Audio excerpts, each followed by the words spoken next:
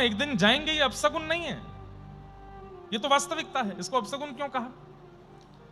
पिता ने घर बना करके बाहर दे दिया, बोले तू महल में मत रहा कर, सबको ऐसी टोकती रहती है, और खुश हो गई, अपने ठाकुर की सेवा करती, बोले बहुत अच्छा है, घर परिवार से दूर एकांत में अपने ठाकुर सेवा में हूं, हे ठाकुर जी कृपा करके जल्दी मुझे गुरुदेव दे देना, एक मेरे जीवन में गुरुदेव भेज देना। तभी एक चोर आया था नगर में, और वो चोरी करने के लिए उचित स्थान ढूंढ रहा था। वैराग्यवती के घर पहुंचा तो खिड़की से सुन रहा था, वैराग्यवती अपने ठाकुर जी से कह रही थी, अब बस जल्दी कृपा करके गुरुदेव मेरे जीवन में भेज देना। चोर ने सोचा ये बढ़िया समय है, सीधी सादी लग रही है, धोती पहनी, तिलक लगाया, गले में कंठी माला पहनी, और हरिनाम संकीर्तन करते हुए चोर पहुंच गया द्वार पे। अरे बहुत प्यासा हूं, भूखा हूं, कोई जल पिलाएगा, कोई भोजन कराएगा? वैराग्यवती ने देखा संत वेश में कोई आया है, ध्यान से सुनना, बहुत अच्छी कथा है।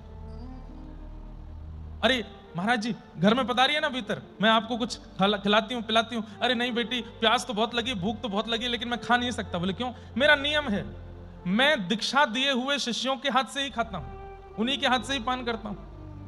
अब मेरे दीक्षित शिष्य तो बहुत दूर रहते हैं, अब मैं भूखा प्यासा यहां पहुंच गया हूं, कैसे करूं, क्या करूं, मुझसे तो रहा नहीं जा रहा। चोर था। तो वैराग्यवती नेत्रों में आंसू भर लाई और अपने ठाकुर की ओर देखने लगी। ठाकुर जी कितनी जल्दी सुनते हो आप, मैंने अभी कहा कि मुझे सदगुरु दे दो और आपने भेज दिए। तुरंत चरणों में प्रणाम करके बोली, आप मुझे दीक्षा दे दीजिए, मैं आपकी शिष्या हो जाऊंगी, फिर तो मेरे हाथ से जल पी लोगे ना। हाँ ये तो हो सकता है, तो दे दीजिए दीक्षा। कंठी पहना दी, मंत्र बोल दिया, कोई भी नाम बोल दिया भगवान का, और लाओ बेटी जल दे दो। जल ले आई। गुरुदेव आप मेरे गुरु हो गए, आज्ञा कीजिए, मैं क्या सेवा करूं? बोले बेटी हमारे आश्रम का बहुत बड़ा उत्सव होने वाला है, सब शिष्य अपने गुरुदेव के आश्रम में कुछ कुछ संपत्ति भेंट करने के लिए ले चल रहे हैं, तुम्हारे पास जो भी बहुमूल्य हो ले चलो। अब वैराग्यवती थेड़ी, उसने तो महाराज कुछ छोड़ा ही नहीं, सोना चांदी जितना था घर में सब एक जगह भर दिया। चलिए गुरुदेव आपके साथ, बेटी लाओ ये मुझे दे दो, मैं पकड़ लेता हूं। लेके चले गए। वैराग्यवती तो चरणों की ओर देख रही है, अपने गुरुदेव के प्रति पूर्ण निष्ठा, यही मेरे आचार्य, यही मुझे ठाकुर जी से मिलाएंगे। अब चोर सोचे कि यार ये तो पीछे ही पड़ गई है, संगी चली जा रही है सब जगह। अच्छा वैराग्यवती अब भगवान से मिलने का समय आ गया है। बोले क्या करना पड़ेगा? बोले हम तुम्हें एक पेड़ से बांध देते हैं, और जब तक हम नहीं आवे तब तक इससे बंधी रहना, हम ठाकुर जी को लेके आते हैं। वैराग्यवती बोली जो आ गया। बंध गई पेड़ से। 4 दिन निकल गए, चोर तो भाग गया धन लेकर के, वैराग्यवती वहीं खड़ी है बंधी हुई कि मेरे गुरुदेव आ रहे होंगे ठाकुर जी को लेकर के। यहां राजा ने पता करवाया कि बाहर हमारी बेटी रहती है दूसरे घर में, देखो तो कैसी क्या, तो पता चला 4 दिन से तो उसके हत्ते पत्ते नहीं। पूरी सेना ने खोजा, तब जाकर के जंगल में वैराग्यवती मिली। राजा ने कहा बेटी तू यहां बंधी है? बोले पिताजी छूना नहीं, मेरे गुरुदेव बांध के गए मुझे, और आप मत आइए यहां पे, आप चले जाओ, वो ठाकुर जी को लेके आ रहे होंगे, अभी मैं दर्शन करके निवृत्त होने वाली हूं। अरे बेटा ये तुझसे किसने कह दिया, कौन गुरु, कहां क्या क्या हुआ, ये सब कुछ नहीं है। नहीं आप विक्षेप मत डालो, मैं बस ठाकुर जी से मिलूंगी अब। पिता ने जाकर के एक संत से कहा, संत ने समझाया, वैराग्यवती नहीं मानी। और बड़े संत के पास गए तो एक साधु महात्मा बोले मैं नारद जी को बुला सकता हूं पृथ्वी पर, वो यदि समझा दें तो मान जाएगी। नारद जी आ गए, करताल वीणा लेकर के नारद जी सामने प्रकट हो गए। वैराग्यवती बोली आप संभवतः भगवत हरिदास वर्य श्री नारद जी हैं? जी बड़े, ये तो होना ही था, मैंने कथा में सुना है, नारदो देव दर्शन, देव दर्शन से पहले नारद जी का दर्शन होता है, अब ठाकुर जी का दर्शन होने वाला है, इसलिए आप आए हैं ना? नहीं बेटा इसलिए तो नहीं आया हूं, बल्कि मैं तुम्हें सच्चाई बताने आया हूं कि जिसको तुमने गुरु मान लिया है वो तो चोर है, वो तो चोर है। वैराग्यवती ने आंख बंद कर ली। नारद जी बोले क्या हुआ? बोले मेरे गुरुदेव के प्रति उल्टी सीधी बात बोलने वाला, उनके ऊपर आक्षेप करने वाला, चाहे नारद भी क्यों ना हो, मैं नहीं देखूंगी, चले जाओ आप यहां से। मेरे गुरु के प्रति आप चोर क्यों कह रहे हो? अरे वो चोर ही है। वैराग्यवती बोली मुझे छूना नहीं तो मैं आत्म अग्नि प्रकट करके जल के भस्म हो जाऊंगी और यहां से नहीं जाऊंगी जब तक मेरे गुरु नहीं आएंगे। नारद जी बोले राजा तुम घबराओ नहीं, हम महादेव को लेके आते हैं, देवादिदेव महादेव आके समझाएंगे, उनकी बात तो मानेगी। साक्षात त्र्यंबकेश्वर भगवान प्रकट हो गए, सामने महादेव खड़े हैं और वैराग्यवती देख रही है, आप संभवतः महादेव हैं? हाँ देवी। बड़ी कृपा, ये तो होना ही था। पहले नारद जी, अब महादेव, अब जल्दी ही बस ठाकुर जी का दर्शन होने ही वाला है, इसीलिए तो आप सब आ रहे हैं। बोले नहीं बेटा, हम इसलिए नहीं आए, हम तो ये बताने आए हैं कि तुम्हारे गुरु जी जो हैं वो चोर हैं। वैराग्यवती ने फिर नेत्र बंद कर लिए। बोले मैं महादेव को भी नहीं निहारूं अगर मेरे गुरुदेव की निंदा करेंगे तो। राजा बोले नारद जी धरे रह गए, महादेव भी कुछ नहीं कर पाए, मेरी बेटी कैसे ठीक हो। महादेव बोले अब तो रुको, हम नारायण को ही लेके आते हैं। ईगो पे बात आ गई है हमारे। शंख चक्र गदा पद्मधारी गरुण पर बैठ के नारायण प्रकट हो गए सामने, और प्रकट होकर के बोले वैराग्यवती नेत्र खोलो। नेत्र खोल करके देखा तो साक्षात परमात्मा खड़े हैं। अब तो नतमस्तक हो गई, जय हो कृपा हो गई। ये तो मुझे पता था मेरे गुरुदेव की निष्ठा का फल मिलेगा। नहीं, हम तो ये बताने आए हैं कि तुम्हारे गुरु जो हैं वो चोर हैं। बोले मेरे गुरु यदि चोर हैं, ऐसा कोई भक्त बता दीजिए जिसको दीक्षा के 7 दिन के अंदर नारद जी, महादेव और नारायण तीनों दिखे हो। मुझे दिखे हैं, ये मेरे गुरुदेव की कृपा है।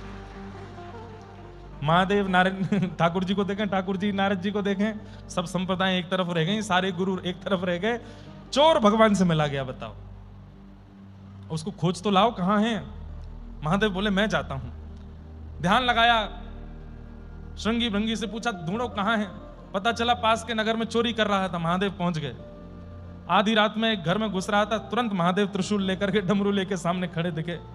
चोर घबराया, बोले आप तो महादेव हैं। बोले तूने अभी अभी किसी वैराग्यवती को दीक्षा दी थी? अच्छा, वो राजा की बेटी? बोले हाँ। अब उसको तो ऐसे ही मैंने कोई दीक्षा विक्षा, मैं कोई गुरु थोड़ी, मैं तो चोर हूं। वो ऐसे ही नाम दे दिया, ऐसे ही कर दिया।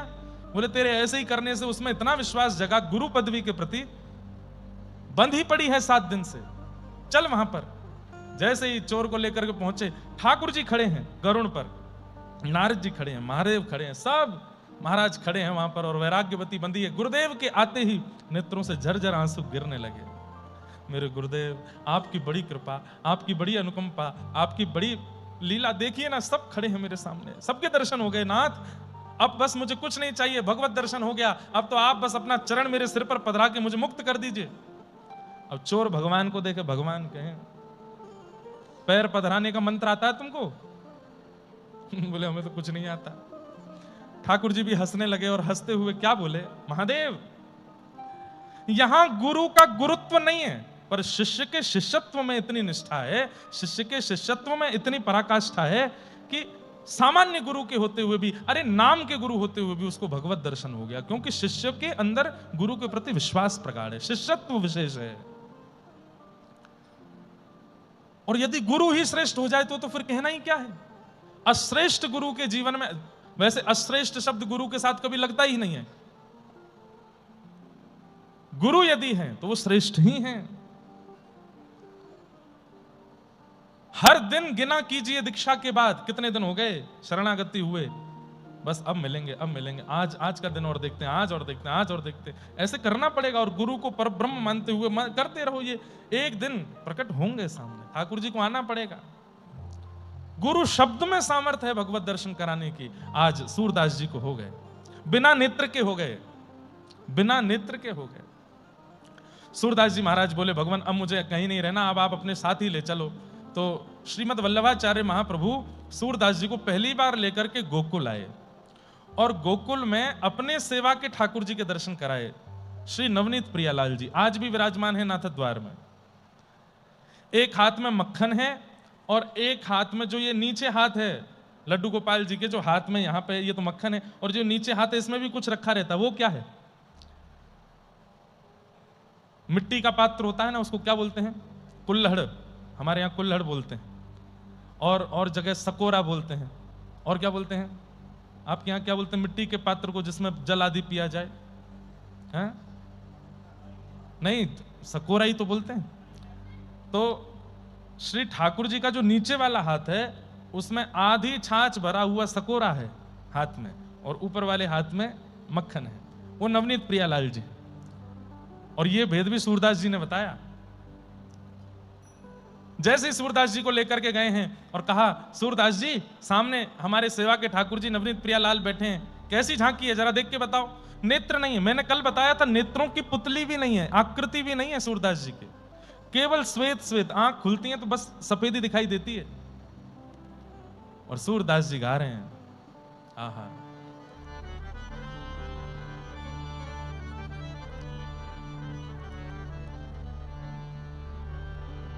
शोभित कर नवनीत लिए, शोभित कर नवनीत लिए। बंधुओं, थोड़ी देर के लिए आंखें बंद कर लीजिए, सो मत जाना। आंखें बंद करो और सूरदास जी को जो दर्शन हो रहा है वो उनके शब्दों से यहीं बैठे बैठे कीजिए। बस शब्द समझने का प्रयास कीजिए। एक हाथ में ठाकुर जी ने मक्खन लिया है और श्री सूरदास जी उनकी झांकी का वर्णन कर रहे हैं। शोभित कर नवनीत लिए, शोभित कर नवनीत लिए। घुटरून चलाता रेणुतना मंडित, घुटरून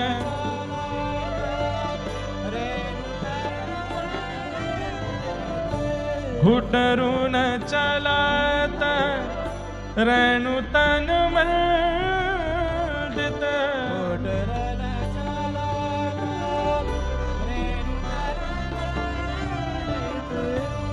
मुख दधिलेप किए, मुख दधिलेप किए। बंधुओं, मान लीजिए कि ये नवनीत प्रियालाल जी बैठे हैं, सामने सब दर्शनार्थी खड़े हैं और सूरदास जी विपरीत दिशा में मुंह करके बैठे हैं। नेत्रहीन को क्या पता कि कहां बैठे हैं ठाकुर जी। पूरी दुनिया इधर की तरफ मुंह करके बैठी है, वो दुनिया की तरफ मुंह करके बैठे हैं और गा रहे हैं कि मेरे गुरुदेव के ठाकुर जी कैसे हैं। शोभित कर नवनीत लिए, शोभित कर, सब लोग गाओ। हे घुटरून चलात रेणुतन मंडित, घुटने से चल रहे हैं, सारे अंग पर व्रजरज लगी हुई है। मुख दधिलेप किए, मुख, गाल पर दही लगी है, नाक पर दही लगी है, माथे पर दही लगी है। कैसे सुंदर ठाकुर जी। शोभित कर नवनीत लिए, शोभित कर।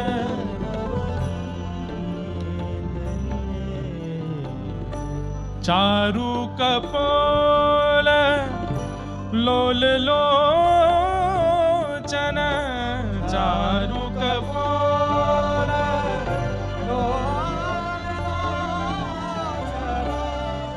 चारु कपोल मतलब ठाकुर जी के गोल मटोल गाल हैं, खूब गोल गोल गाल हैं, चमक रहे हैं।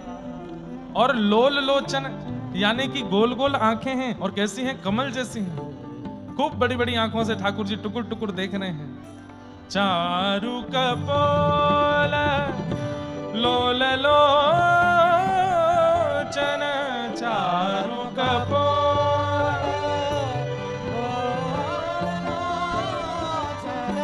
गोरोचन के तिलक किए, गोरोचन के तिलक। हमारे महाराज जी 2015 में दास के पूज्य नाना जी, उन्होंने हमको व्यासपीठ पे पूज्य पिताजी, नाना जी और हमारे गुरुदेव सबने मिलके बिठाया। नाना जी होते ना तो यहाँ निश्चित ही रुक जाते, और जैसे मुकुंद काका यहाँ रह करके पूरा पुरुषण हमारे नाना जी भी करते। बहुत अच्छे विद्वान थे, भागवत के व्रज साहित्य के इतने अच्छे विद्वान थे। वे इस पर एक बहुत अच्छी बात कहते थे, बोले लाला यहाँ पे सूरदास जी कह रहे हैं गो रोचन तिलक किए। गो रोचन जो होता है वो गाय के माथे में होता है अंदर, और कभी कभी गैया के भीतर से गोरोचन निकल के आता है जिसमें इत्र जैसी सुगंधी होती है। लेकिन हमारे पूज्य नाना जी बोले अब गोरोचन समझाना मुश्किल होगा, लेकिन यहाँ जो झांकी बनती है कैसी, अभी थोड़ी देर पहले कह रहे हैं कि दधि मुख लेपत दही मुख पर लगा रखा है, और अब कह रहे हैं कि गोरोचन तिलक किए, तो इसकी झांकी कैसे बनती है। मैंने कहा कैसे बनी नाना जी। बोले यशोदा मैया अपनो श्रृंगार करे तो एक सफेद बिंदी लाल बिंदी, सफेद बिंदी लाल बिंदी, सफेद बिंदी लाल बिंदी, ऐसे पत्रावली बनावे। लाला रोज देखे और कन्हैया के मन में आवे जे मैया तो इतनी बढ़िया बिंदी लगावे, मैं कऊ दिना लगाऊंगो। सो आज ठाकुर जी दही हाथ में लेकर के और गौशाला गुटमन गुटमन चल के पहुंच गए। तो एक बिंदी तो दही की लगा रहे हैं और एक बिंदी गोबर की लगा रहे हैं, फिर एक बिंदी दही की लगा रहे हैं और एक बिंदी गोबर की लगा रहे हैं। तो दही गोबर दही गोबर दही गोबर ऐसे ठाकुर जी ने अपने हाथ से अपने मुख पर लगाई हैं। अच्छा, 1.25 वर्ष के हैं ठाकुर जी इस लीला में। 1.25 वर्ष का बालक कोई स्पष्ट बिंदी तो नहीं लगा सकता। एक बिंदी यहां लगाते हैं, एक बिंदी यहां लगा ली है, एक बिंदी यहां लगा ली है, एक तो ऐसे गोरोचन का तिलक किया है। अब इसमें आश्चर्य की बात क्या है? बोले क्या नेत्र वालों को ऐसा दर्शन नहीं हो रहा, पर बिना नेत्र वाला सूरदास गा रहा है और वो वहीं देख करके अनुभव करके बता रहा है। गोरोचन के तिलक किए, गोरोचन के तिलक किए, हे शोभित कर नवनीत लिए, शोभित कर नवनीत। झांकी बनाते जाइएगा चित्त में। घुटने से चल रहे हैं, एक हाथ में मक्खन है, मुख पर दही और गोबर लगा हुआ है, तन पर रज लगी हुई है। और उसके आगे क्या वर्णन कर रहे हैं श्री सूरदास? लट लटकनी मनु मत मधुप गण, लट लटकनी मानो मत मधुप। इतना सुंदर भाव है, क्या बताऊं मैं। सूरदास जी कह रहे हैं मानो ठाकुर जी का मुखमंडल जो है वो नील कमल है, और उस मुख पर जब भगवान के घुंघराले केश कभी कभी नेत्रों के आगे मुखमंडल गाल पर आ रहे हैं तो ऐसा लग रहा है मानो नील कमल के ऊपर भौरे मंडरा रहे हों, मतवाले भौरे मंडरा रहे हैं। मधुमत लट लटकनी मानो मत मधुप गण, लट लटकनी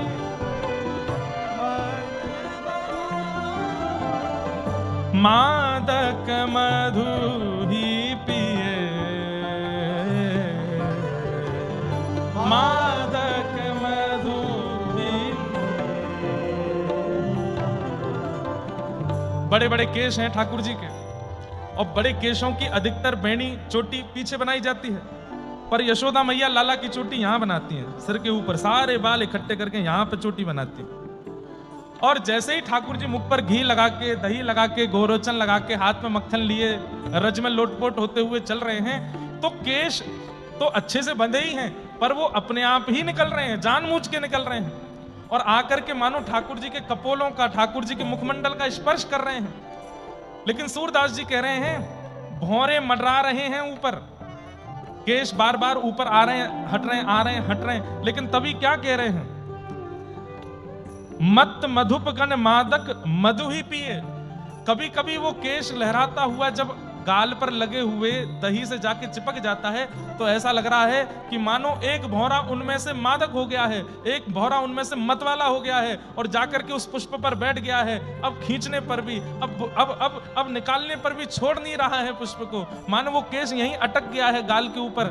छोटे से लाला, छोटे से कन्हैया अपने हाथ से जब हटाने का प्रयास करते हैं तो हाथ में लगा मक्खन और दही और ज्यादा मुख पे लग जाता है और केश हट नहीं पाता, और ज्यादा आगे आगे आगे। सूरदास जी वर्णन कर रहे हैं, शोभित कर नवनीत लिए, शोभित कर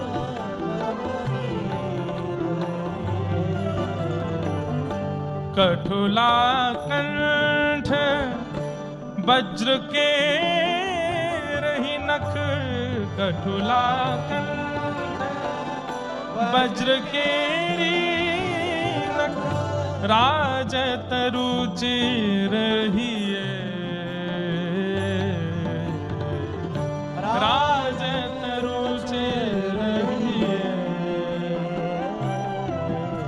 हे धन्य सूर एको पल ए सुख, धन्य सूर एको पल ए सुख, धन्य सूर एको पल ये सुख,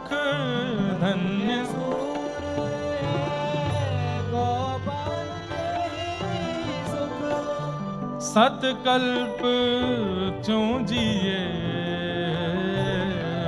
हाँ सतकल्प क्यों जिए, हे शोभित कर नवनीत लिए, शोभित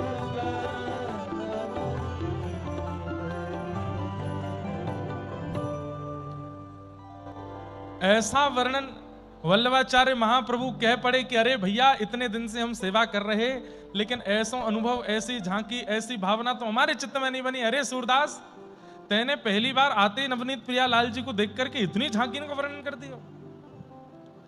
सूरदास जी बोले, सब आपकी कृपा है, मुझसे मत कहो, मुझे तो कभी होते ही नहीं थे अनुभव। आपने जब से मुझ पर कृपा करके दीक्षा प्रदान की तब से ये सब अनुभव हो रहे हैं। नाथ, सब आपकी कृपा है, आपकी कृपा से ही सब हो रहा है।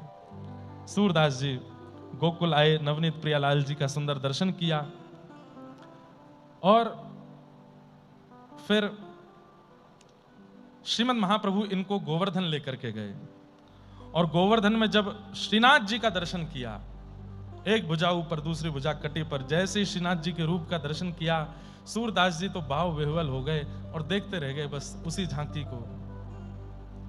और बस अब कह दिया कि अब मैं कहीं और नहीं जाना चाहता, हे गुरुदेव कृपा करो, अब सदा इसी गिरिराज जी की तलेटी में ही रहना है, गोवर्धन में ही रहना है। और तब एक पद और गाया। अब सूरदास जी का चरित्र है तो पद ही पद है, लेकिन मैं गाऊंगा थोड़ी देर बाद में। नाचो बहुत गोपाल, अब मैं नाचो बहुत गोपाल, काम विषय को पहले चोलना, कंठ विषय की माल, अब मैं नाचो बहुत गोपाल। श्रीनाथ जी के चरणों में प्रणाम करते हुए, वंदन करते हुए बोले कि हे श्री जी बाबा, हे श्रीनाथ जी, बहुत नाच लिया अब संसार में, अब कहीं नहीं जाना, अब आप अपनी चरण शरण रखिए, अब मुझे और कहीं मत जाने दीजिए। श्रीनाथ जी की शरण में रहने लगे श्री सूरदास जी। महाप्रभु जी तो यात्राओं पर निकल गए। फिर महाप्रभु जी के पुत्र हुए श्री विठलनाथ जी। सूरदास जी 100 वर्ष से ज्यादा आयु जी करके रहे पृथ्वी पर, और वो भी क्यों, अंत में बताऊंगा मैं इतना लंबा क्यों जिए। विठलनाथ जी की सेवा होने लगी। आप गुरु पुत्र को गुरु समान ही मानते थे, गुरु पुत्र श्री विठलनाथ जी को भी गुरु रूप में ही देखते थे। विठलनाथ जी ने देखा कि अब सूरदास जी थोड़े वयोवृद्ध हो गए हैं, इनको एक सेवक दे दें। गोपाल नाम का एक सेवक दे दिया, गोपाल नाम का एक सेवक दिया। सूरदास जी अब उस गोपाल सेवक की हाथ पकड़ के चलते थे, उसी के संग ही बैठते थे, वही खिलाता था, पिलाता था, सब क्रिया वही करता था। एक दिन की बात, श्री सूरदास जी भोजन कर रहे थे और गोपाल आकर के थाली लगा जाता और हाथ पकड़ करके स्पर्श करा देता, यहाँ रोटी है, ये सब्जी है, ये कढ़ी है, ये पकौड़ी है, ये मिष्ठान है, ऐसा सब बता देता। सूरदास जी बोले जल कहाँ है? तो बोले बाबा जल तो लायो नहीं मैं, रुक जाओ अभी ला रहा हूँ, आप प्रसाद पानो शुरू करो, मैं जल लेके आऊं। और वो तो मन चला बालक, जैसे ही बाहर गया तो बाहर खूब सारे बच्चे खेल रहे थे, उन्होंने गोपाल को बुला लिया तो उनके संग खेलने चला गया। वो भूल गया कि भीतर जल दे के आना है। सूरदास जी ने धीमे धीमे रोटी सब्जी सब पाना शुरू किया। पाते पाते पाते कवल कंठ में फंस गया और ऐसे फंसा कि महाराज बस अब तो स्थिति है कि आवाज नहीं निकले। गोपाल गोपाल बोल तो रहे थे लेकिन बोल नहीं पाए।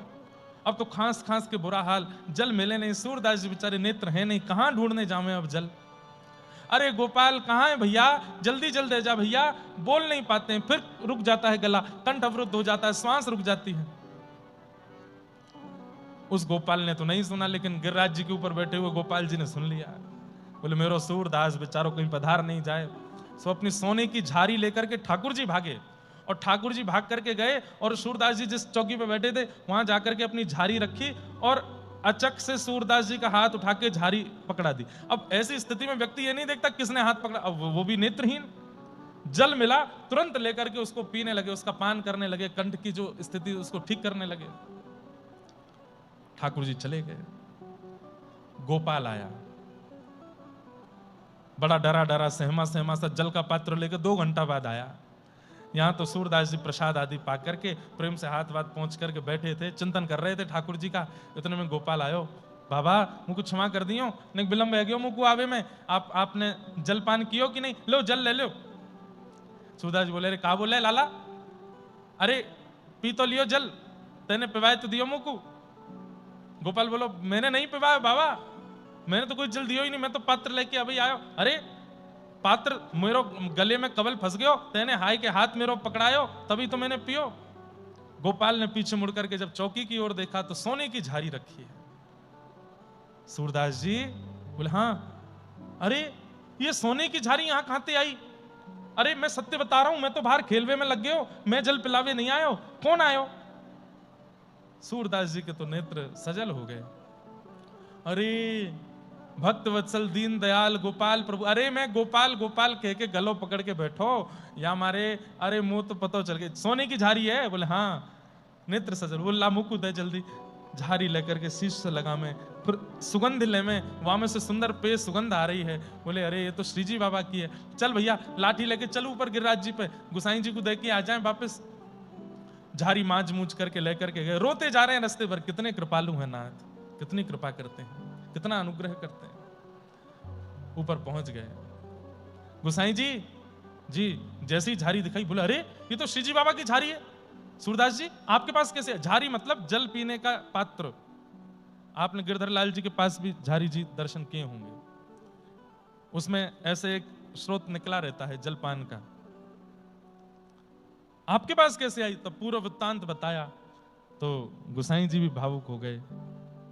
कितनी कृपा, कितना प्रेम करते हैं सूरदास जी से। अच्छा बंधुओं, मैं बता ही देता हूं कि सूरदास जी इतनी लंबी आयु क्यों जिए।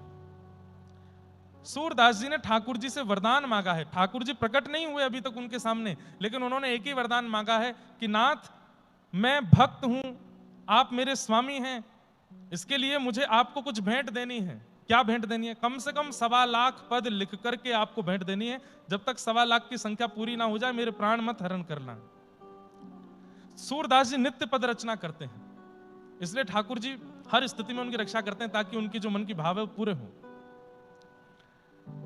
बड़ी कृपा, रोते रहे मंदिर में ठाड़े ठाड़े। कितनी कृपा करते हो नाथ, कितने दयालु हो आप। कुटिया आए थे मेरी, मुंह को जल पिवाई के चले गए। नेक यासों ज्यादा कृपा काऊ दिना मुंह पे कर दियो नाथ, तो बड़ भाग मानूंगा अपने।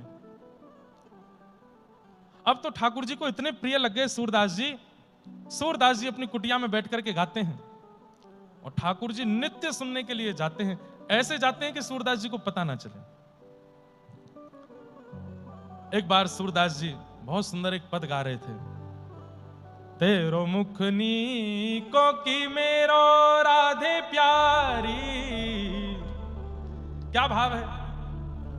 ठाकुर जी दर्पण हाथ में लेकर के बैठे हैं और श्री प्रिया जी से कह रहे हैं कि हे प्रिया जी, या दर्पण में देख के ने बताओ तो मैं सुंदर हूं कि आप ज्यादा सुंदर हो। आहा, सूरदास जी वर्णन कर रहे हैं। इतने में ही ऊपर गिरिराज जी पर बैठे हुए श्रीनाथ जी मचल गए। अरे ये मेरी अंतरंग लीला, ये सूरदास को कैसे पता? मैं श्री जी के संग कहां लीला करूं, ये सूरदास को कैसे पता? दोपहर 12-1 बजे का समय, राजभोग आरती के बाद मंदिर बंद हुआ था।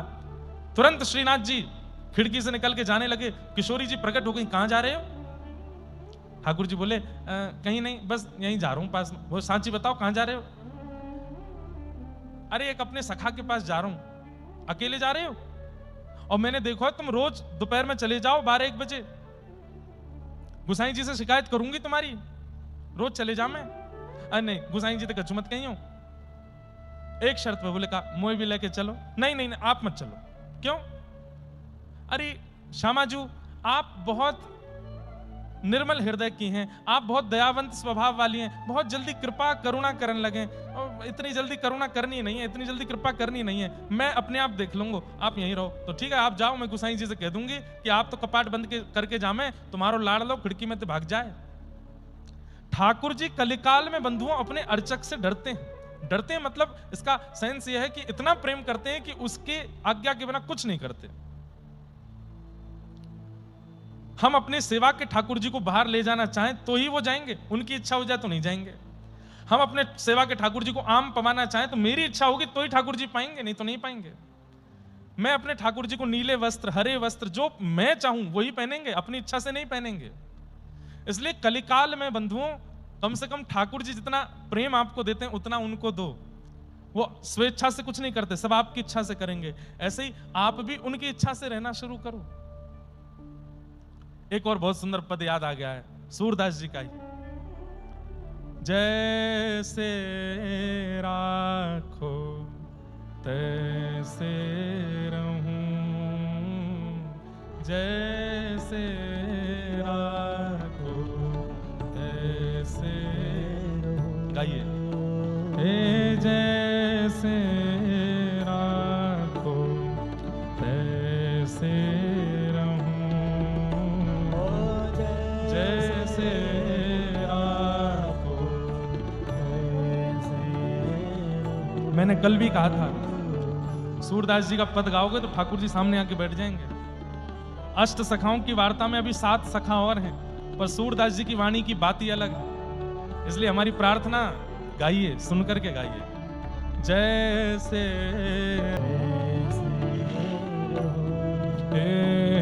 कबहू भोजन देहो कृपा कर, कबहू भोजन देहो कृपा कर, कबहू भोजन देहो कृपा कर, कबहू भोजन देहो कृपा कर, कबहू भूख सहूं, कबहू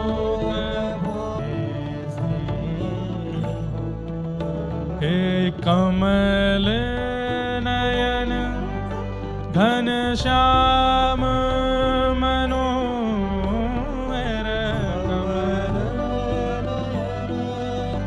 घनश्याम मनोहर, कमल नयन घनश्याम मनोहर, कमल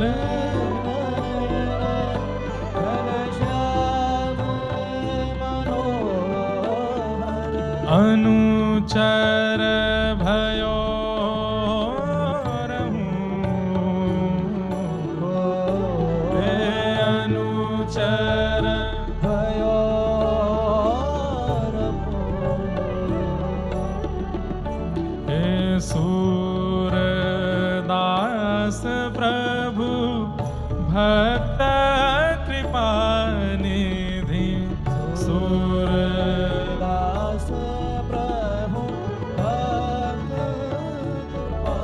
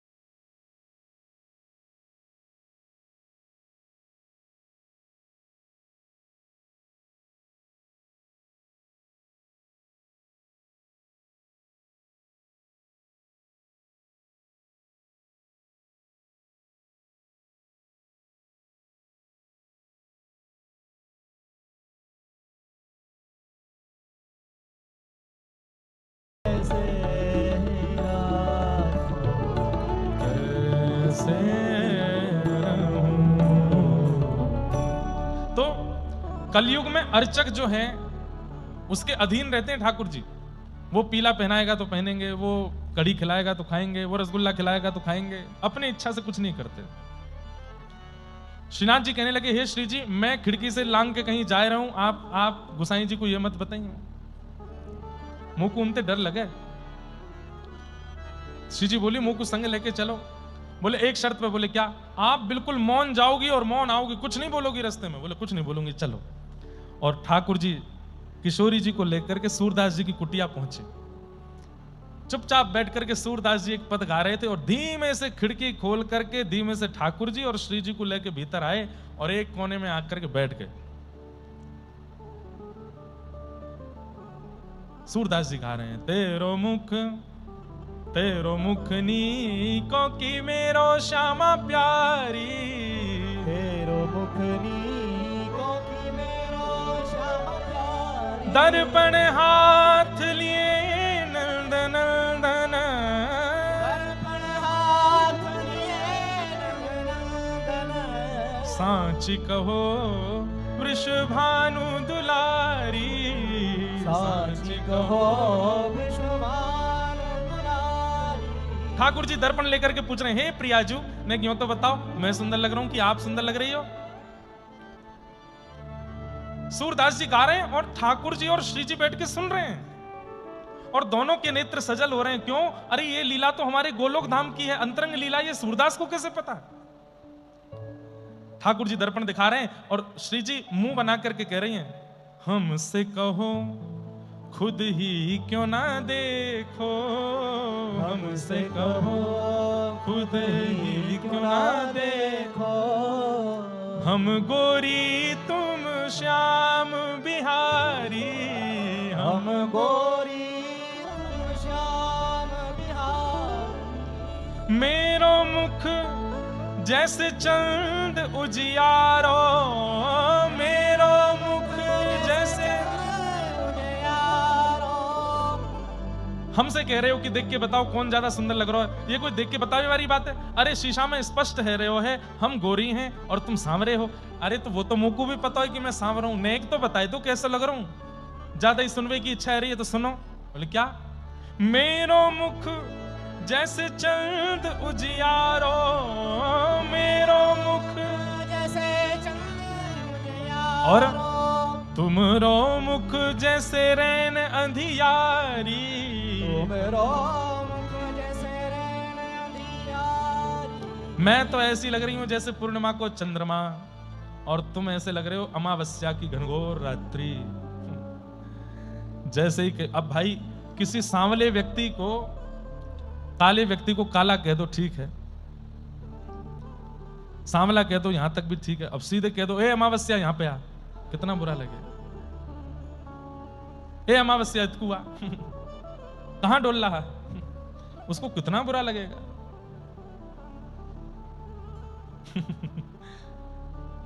ठाकुर जी तो इतना बुरा मान गए, शीशा वीशा छोड़ के मुंह फुला के बैठ गए। बोले श्री जी ये भी कोई बात है, कारो कह दो, सांवरो कह दो, कोई और बात। कोई अमावस्या बोलता है क्या? आप अमावस्या बोल रही हो हमको। जैसे ही ठाकुर जी मान करके बैठे हैं, सूरदास जी गा रहे हैं, प्रिया प्रियतम सुन रहे हैं। ये सब दिमाग में रखिए भाव। बंधुओं देखो, जो विषय यहां लिया गया है ना, ये सुनने का विषय नहीं है, ये अनुभव का विषय है। और अनुभव ऐसे नहीं होगा, चिंतन करना पड़ेगा आपको उसी स्थिति का। अब ठाकुर जी मान करके बैठे हैं और श्री प्रिया जी उनको मना रही हैं, श्री जी उनको मना रही हैं। कैसे मना रही हैं?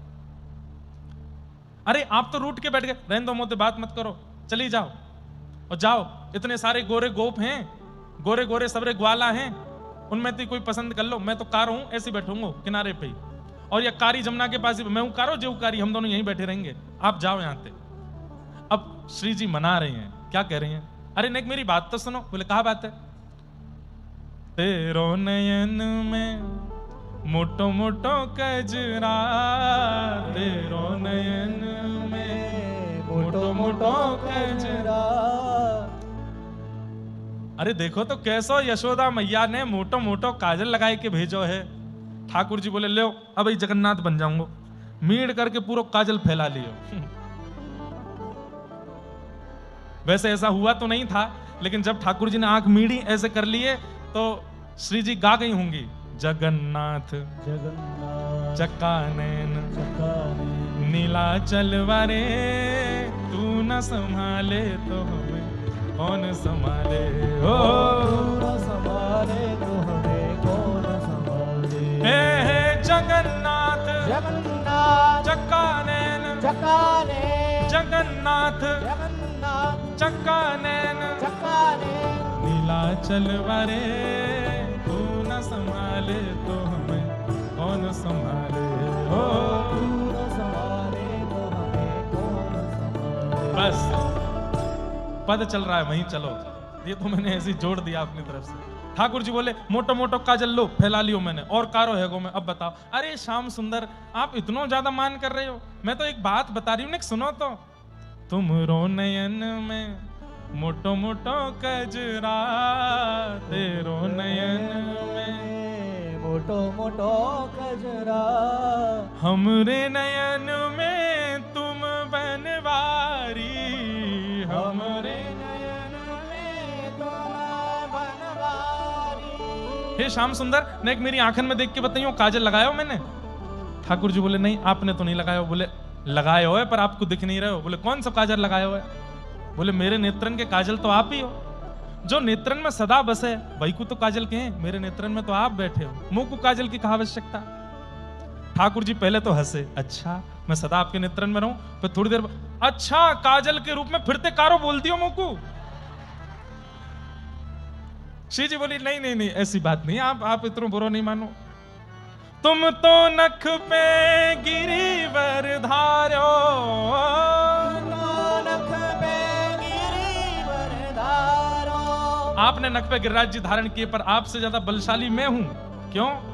हम उर्धार रहे गिरधारी, हम उर्धार रहे गिरधारी। श्री जी बोली आपने तो नख पे गिरिराज जी उठाए, पर गिरिराज जी उठाए भय श्याम सुंदर को गिरिराज सहित हमने अपने चित्त में धारण कियो है ना? आपसे ज्यादा बलशाली हम, हमारे चित्त में आप हो, मेरे नेत्रों में आप हो, मेरे सब जगह आप ही हो श्याम सुंदर, ऐसे बुरा मत मानो। इतने में ठाकुर जी ने मान छोड़ दियो, रूठनो छोड़ दियो, और श्री प्रिया जी और ठाकुर जी दोनों ने एक दूसरे को आलिंगन कियो। सूरदास जी कुटिया में बैठे बैठे गा रहे हैं, सूरदास या छवि की शोभा, सूरदास या छवि की शोभा, इन नैनन सो तरत नटारी, इन नैनन सो तरत नटारी। यहां सूरदास जी गा रहे हैं, और इतने में ही ठाकुर जी को सिसकियों की आवाज आने लगी। ठाकुर जी बोले ये सिसकी कौन ले रहे हो? देखी तो बगल में श्री जी खूब जोर जोर से नेत्रन से आंसू गिर रहे हैं, और कह रहे हैं मुंह को इनको नेत्र देने, अभी देने, अभी कृपा करूंगी इन पे। ठाकुर जी बोले नहीं करना, मैंने आपसे कही ना, बोलोगी नहीं कुछ करना। अरे वो सूरदास है, वो नेत्र नहीं है, तभी तो इतना बड़ा भक्त है। नेत्र मिल जाएंगे तो वहां के रस खत्म हो जाएगा, वहां को भाव खत्म हो जाएगा। इसका मतलब क्या है? किसी को ठाकुर जी ने कुछ वियोग दिया है, इसका मतलब उस वियोग से ही उसका निर्माण होगा। मत दो श्री जी। श्री जी बोली चाहे नेत्र नहीं दूं, एक बार या को स्पर्श तो करूंगी, कछु तो कृपा करूंगी। ठाकुर जी बोले तुम्हारे पांव पूजूं, हाथ जोड़ूं, मत करो ऐसा। अरे बाबा है, पकड़ लेगो। लेकिन इनको तो लग रहा था कि सूरदास जी को पता नहीं चल रहा है, पर सूरदास जी के नेत्र नहीं है, कान तो हैं। आज सुबह सुबह मंगला दर्शन करने गए थे सूरदास जी, और उस समय जो इत्र की सुगंधी ली थी, वही इत्र की सुगंधी पूरी कुटिया में आ रही है। वो तो तभी समझ गए थे कि दोनों आगे बैठ गए हैं। अब सूरदास जी बोले ये तो कृपा करेंगे नहीं, मुझे ही करवानी पड़ेगी। और सूरदास जी बिल्कुल अनजाने से ही बने, लाठी उठाई अपनी और लेकर के चलते चलते खिड़की खोली और दरवाजा खोल के बाहर निकले। श्री जी बोली अरे बाबा कहीं गिर जाएगो, अरे देखियो कैसे चल रहा है, अरे ये कहीं गिर जाएगो। अरे वो सूरदास है, बाकी उम्र ना दिख रही, 70 साल को है क्यों, अभी तक सब चलनो फिरनो सब आदमी सब पता हो गली मोहल्ला कौन से हैं। प्रिया जी बोली मैं तो आज पहली बार मिली हूं, मैं ऐसे नहीं, मैं इनको एक सहारो दे दूं। ठाकुर जी बोले कोई आवश्यकता नहीं है श्री जी, जल्दी चलो, मंदिर खुलवे वारो है, दर्शन देनो है। अच्छा एक दूर तक देखन दो ये कहां जाएंगे। सूरदास जी जान मूझ करके उस रास्ते पर गए जहां आगे गड्ढा गहरा सूखा कुआ था। बोले यहां गिरूंगो, इनके सामने गिरूंगो, ठाकुर जी तो नहीं उठाएंगे, लेकिन आज श्री जी आई हैं, वो उठाए बिन मानेंगी नहीं, और आज उठाएंगी तो बस जीवन भर के लिए उठ जाऊंगा मैं। और सूरदास जी ऐसे चलते जा रहे हैं, और चलते चलते चलते आगे जैसे कुआं आया, श्री जी बोली अरे कुआं गिर जाएगा। इतने में तो सूरदास जी गिर गए। अब तो श्री जी बोली मैं मंदिर नहीं जाऊंगी, जब तक इनको बाहर नहीं निकाल लेंगे मैं नहीं जाऊंगी। ठाकुर जी बोले चलो। ऊपर कुआं के ऊपर से ठाकुर जी झांक रहे हैं, कैसे निर्दयी हो आप हैं, ये बेचारो आंधरो यहाँ पे पड़ो है, या को निकाल के नहीं जाओ, निकालो चलो। अब कैसे निकालूं? बोले इतनी बड़ी कारी कमरी ओढ़ रखी है, या को नीचे डारो। बोले इतनी लंबी ना है, बोले लो मेरी चुनरी बांध दो यहाँ में। तो ठाकुर जी की काली कमरी, किशोरी जी की चुनरी, और नीचे डारी रस्सी बन गई, और ऊपर से ठाकुर जी बोले बाबा आहा, कानों में जैसे स्वर गया। सूरदास जी गिरे हैं, चोट लगी है पर दर्द नहीं हो रहा है। आहा, श्याम सुंदर बोल रहे हैं। बोले ये नाटक कर रहे हैं तो मैं भी नाटक करूं? सूरदास जी बोले हाँ भैया। लाला कौन है? अरे बाबा यहीं पास के गांव को हूं। आप गिर गए हो जा कुआं में, मैंने अपनो पटका डारो है, याकू पकड़ के ऊपर को आए जाओ। अच्छा भैया पकड़ तो मैं लूंगो, लेकिन मुंह पे चढ़ो ना जाएगो। मैं पकड़ लूंगा, तुम खींच लो ऊपर। कुआं था तो कुएं में जो रस्सी डालने का वो होता है, उससे ठाकुर जी ने डाला था तो नीचे गया। जैसे ही पकड़ा, एक बार और सुगंधी ली, वही इत्र की सुगंधी है, श्रीनाथ जी के पटके की सुगंधी है। समझ गए, बोले श्याम सुंदर है, बस एक बार पकड़ में आ जाए। सूरदास जी ने पकड़ लियो। अब यहां ठाकुर जी खींचे तो ठाकुर जी से खींचे नहीं। अब देखो कैसी लीला, जगत नियंता जगदाता, उनसे नहीं खींचेंगे सूरदास, लेकिन ये भी लीला कर रहे हैं। श्री जी से बोले हे श्री जी, खड़ी खड़ी कहा देख रही हो, चलो मेरी कमर आप पकड़ो, मैंने ये पटका पकड़ो, आप मुंह को खींचो, मैं पटका को खींचूंगा, सूरदास को बाहर निकाल लें। अब श्री जी ठाकुर जी को खींच रही हैं, ठाकुर जी पटका खींच रहे हैं और धीमे धीमे धीमे सूरदास को बाहर ला रहे हैं। सूरदास जी बीच बीच में रो जाते हैं, भावुक हो रहे हैं। जय हो कृपानाथ, बड़ी कृपा बड़ी कृपा। जैसे ही सूरदास जी बाहर आए, बाहर आकर के वो बीच के मार्ग से बस नीचे कूदना था। ठाकुर जी बोले, सूरदास जी ने पटका पकड़ रखा, ठाकुर जी बोले हाँ बाबा अब कूद जाओ, पटका दे दो मुझे। ठाकुर जी की आवाज जहां से आ रही थी, सूरदास जी ने उसी दिशा में जोर से छलांग मारी, और ऐसे छलांग मारी पकड़ने की भावना से कि पकड़ में आ जाए। तो ठाकुर जी तो किनारे हट गए, श्री जी के चरणन में जाके गिरे और दोनों चरण ऐसे पकड़ लिए सूरदास जी ने, और पकड़ करके कस के पकड़ लिए बिल्कुल। अब ठाकुर जी जल्दी श्री जी के हाथ पकड़, चलो चलो जल्दी चलो, और श्री जी ने जल्दी जल्दी अपने चरण हटाए। जैसे ही दौड़ने लगी तो एक नूपुर वहीं सूरदास जी के पास ही रह गया। सूरदास जी ने चुपचाप वो नूपुर उठाए करके अपनी अंटी में दबाई लियो। अब जैसे ही ठाकुर जी श्री जी को लेके दौड़े, यहाँ सूरदास जी बोले कहाँ है भैया लाला? अरे मुंह को निकारवे वारो, कहाँ चलोगे भैया? दूर से ठाकुर जी चिल्ला रहे, बाबा मेरी मैया बुला रही है, फिर कभी आऊंगो। लेकिन किशोरी जी बोली श्याम सुंदर, हाँ मेरी एक पाजेब कहाँ है? ठाकुर जी ने नीचे देखो, बोले अब रह गई होगी, कहीं गिर गिराई गई हो, छोड़ो वाकू छोड़ो। सुनो ये संध्या को समय अभी वारो है, मंदिर खुलवे वारो है, गुसाई जी अभी आके कपाट खोलेंगे, वहां मैं और आप नहीं मिले तो बड़ी हमारी जो है बड़ी डांट पड़ेगी, आश्चर्य रह जाएगा, जगत में बात फैल जाएगी, जल्दी चलो। श्री जी बोली पहले मेरी नूपुर लाओ, वह नूपुर को पहन के जाऊंगी, वहां के बिना नहीं जाऊंगी। ठाकुर जी बोले मैं यही मारे ना लेके आऊं आपको, आज पूरा विलंब करा दियो कोरो। अब नूपुरे ढूंढे, सब जगह ढूंढते ढूंढते ठाकुर जी गए तो सूरदास जी बैठे हैं चुपचाप। ठाकुर जी बोले बाबा, हाँ भैया लाला, अरे मैं वही हूं आपको निकाल के गए हो। अच्छा क्या बात है लाला? बोले मेरी सहेली आई संग में, वह सहेली को एक नूपुर गिर गए, आपने देखो? अरे लाला मैं तो सूरदास हूं, नेत्र ही ना है मेरे, मैं कहां से देख सकूं? बाबा ए बताए तो तुम्हारी ने कछु नजर में पड़ो? तो बोले नजर है ही ना लाला, कहां से पड़ेगो? ठाकुर जी ने तभी देखा तो अंटी में से थोड़ा सा नूपुर निकल रहा था। बोले बाबा ये तुम्हारी अंटी में लगो तो है, यही तो है नूपुर। अच्छा ये? बोले हाँ ये तो अभी मुंह को जो निकारवे आए उनकी सखी को है। तो बोले बाबा मैं वही तो हूं। बोले मैं कैसे मानूं तुम वही हो? अभी मैं तुम्हें दे दूं और फिर बाकी बात फिर कोई छोरा आया आके बोलो मैंने तुम निकारे मेरी सखी को नूपुर गिर को दो, मैं तो कहूंगा कि मैं तो दे दियो। बोले अरे तुमने कोई और को दे दियो, वो तो मेरी सखी को है, मैं कैसे जानूं कि तुम्हारी सखी है? कैसे जानोगे? बोले एक नूपुर तुम्हारे पास है, एक नूपुर मेरे पास है, एक की पहचान करा दो दूसरा ले जाओ, वह सखी को लेके आओ और बातें कहो, अपनो एक नूपुर की पहचान मुंह को करा दे, मैं दूसरा दे दूंगा। किशोरी जी गई, बाबा दूर से सुन लो नूपुर की आवाज और आवाज से आवाज मिला लो। सूरदास जी बोले मेरे कान कमजोर हैं, आके स्पर्श करा दो, स्पर्श कर लूंगा तो पता कर लूंगा यही है, पहना दूंगा। किशोरी जी गई और जैसे ही जाकर के अपने पैर को स्पर्श करायो, सूरदास जी ने दूसरे पैर में नूपुर पहनाना शुरू किया। ठाकुर जी कान में बोले नूपुर पहनते ही भाग लियो, ये बाबा पकड़ लेगो। श्री जी बोली हाँ ठीक है। जैसे ही नूपुर पहनाया, श्री जी जैसे ही दौड़ने लगी, सूरदास जी ने फिर से दोनों चरण पकड़ लिए, बोले आज नहीं छोड़ूंगा, बिल्कुल नहीं छोड़ूंगा। अरे लाला तू को जावे की जल्दी, तू चलो जा, श्री जी को नहीं छोड़ूंगा। अरे बाबा इनको तो छोड़ना पड़ेगा। बोले एक शर्त पे छोड़ूंगा। बोले कैसे?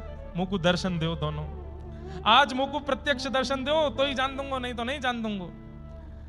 ठाकुर जी और श्री जी दोनों सामने थाड़े हैं। सूरदास जी के नेत्रों पर भगवान ने हाथ फेर दिए। सूरदास दर्शन करो।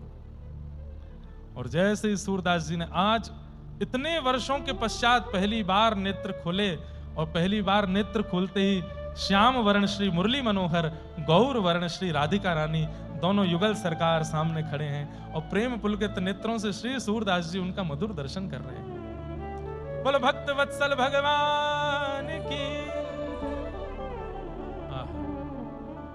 बसो मोरे नैनन में यह जोड़ी, बसो मोरे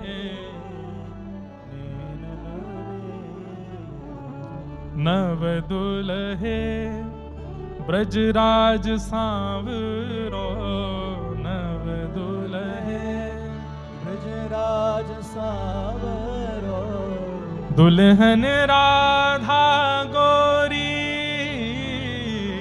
दुल्हन राधा गोरी, बसो मोरे नैनन में यह जोड़ी, बसो मोरे नैनन में। हित हरिवंश करीन्यो छावर, हित हरिवंश करीन्यो छावर, चिरजीवो यह जोड़ी, चिरजीवो यह जोड़ी, बसो मोरे नैनन में यह जोड़ी, बसो मोरे नैनन में यह जोड़ी। आहा।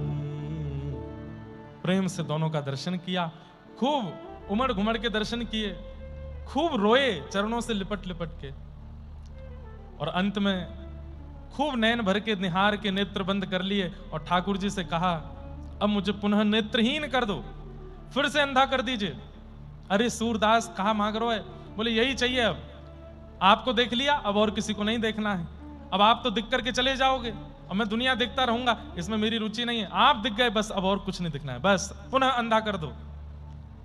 और ठाकुर जी की कृपा, सूरदास जी को दर्शन हुए, पुनः सूरदास वैसे ही हो गए जैसे हैं। ऐसे सूरदास जी पर ठाकुर जी की अहितु की कृपा हुई, अद्भुत कृपा हुई। ऐसे सूरदास।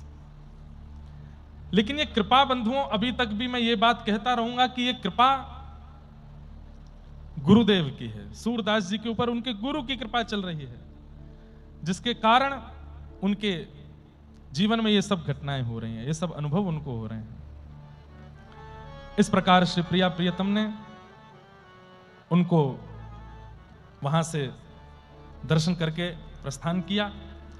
एक दिन गोस्वामी बालकों के मन में आया कि सूरदास जी रोज मंदिर में आते हैं और जैसी झांकी होती है वैसा ही पद गा करके सुना देते हैं।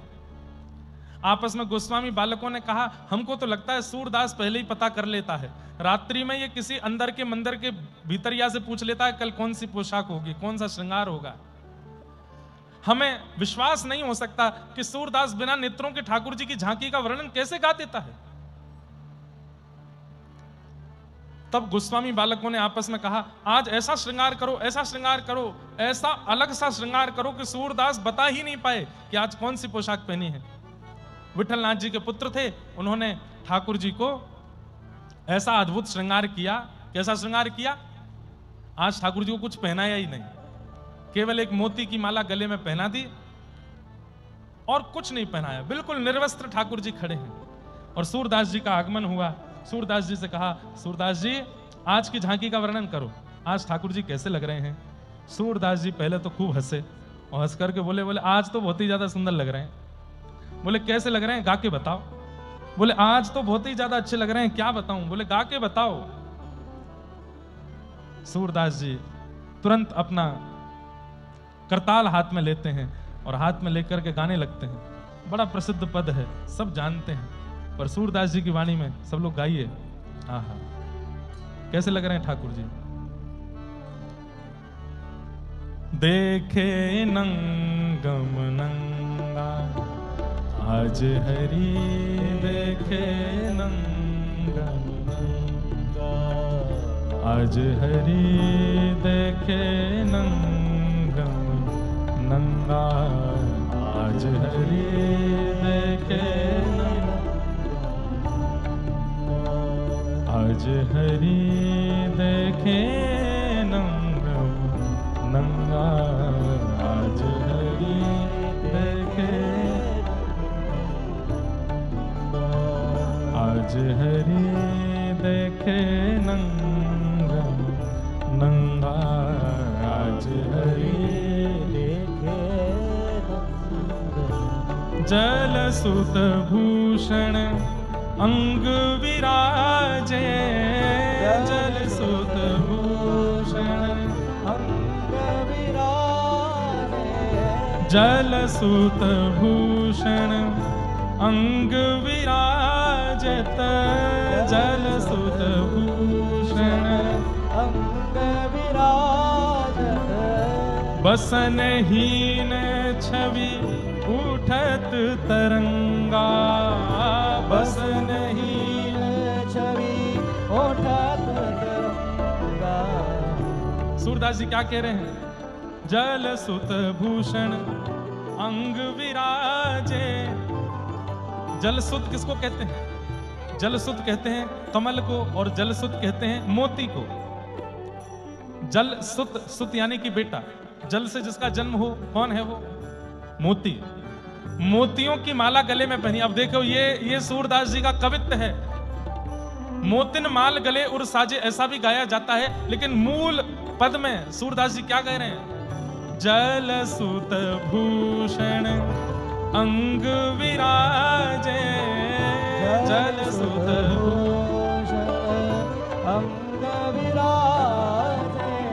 मोतियों की माला पहनी है, और ये कटी का भाग मोती की माला से ही ढक रहा है, नीचे कुछ पहना नहीं है ठाकुर जी ने, बिल्कुल निर्वस्त्र हैं आज। मोतिन की ही माला है, मोतिन के ही बाजूबंद, मोती के कड़ूला, मोती की ही कौंधनी है, मोती के ही पांव में नूपुर है, सब कुछ मोती का धारण किया है।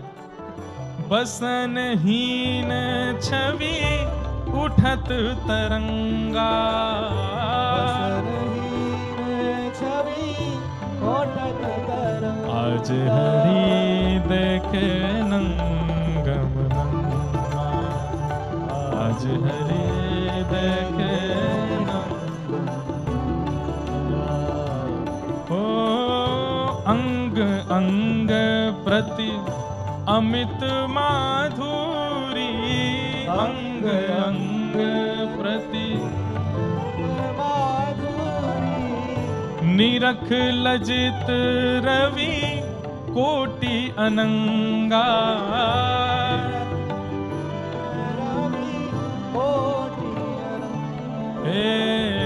निरख लजित रवि कोटि अनंगा। अरे और दिन के श्रीनाथ जी के स्वरूप पर तो एक सूर्य न्यौछावर होता होगा, लेकिन आज बिना वस्त्रों के ये जो लाला खड़े हैं नंगम नंगा बनकर के, इन पे तो कोटि कोटि सूर्य एक साथ न्यौछावर हो रहे हैं, अपनी रूप माधुरी, अपने तेज पर लज्जित हो रहे हैं। इतने सुंदर ठाकुर जी आज लग रहे हैं, क्या वर्णन करूं। जैसे ही सूरदास जी गा रहे थे, बंधुओं बहुत ध्यान से सुनिएगा, सूरदास जी ने जैसे गाया आज हरि देखे नंगम नंगा, तो जितने लोग दर्शन कर रहे थे सब दर्शन करना भूल गए, सूरदास जी की तरफ देखने लगे। ये कैसे बता देते हैं, इनको कैसे पता चल जाता है कि ठाकुर जी ने क्या पहना क्या नहीं पहना। जब सब सूरदास जी की ओर देखने लगे तो सूरदास जी ने इशारा किया, अरे देखो हम यहां बैठकर के ठाकुर जी की छवि का वर्णन कर रहे हैं, वहां श्याम सुंदर मंद मंद शर्माते हुए हंस रहे हैं। आज नंगम नंगा गोसाई जी ने खड़े कर दिए हैं, ठाकुर जी शर्मा रहे हैं, मुस्कुरा रहे हैं, श्रीनाथ जी की दतुइयां दिख रही हैं, देखो देखो। और उस दिन एक क्षण के लिए जितने वैष्णव थे सबने श्रीनाथ जी के दांत देखे, दतुइया देखी, कैसे मुस्कुरा रहे हैं लाल जी। किलकत हंस दधि मुख लपटत, किलकत हंस दधि मुख लपटत। हे सूर हसत ब्रज युवतिन संगा, सूर हसत ब्रज युवतिन संगा। आज हरि देखे नंगम नंगा, आज हरि देखे आज हरि देखे नंगम नंगारो आज हरि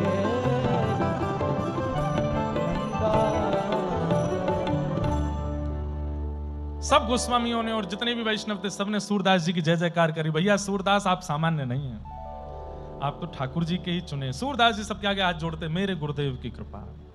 मैं कहां सूर स्वामी बना घूमा फिर रहा था, मुझे दास बनाने वाले तो मेरे गुरुदेव हैं जो ये सब अनुभव कराते हैं।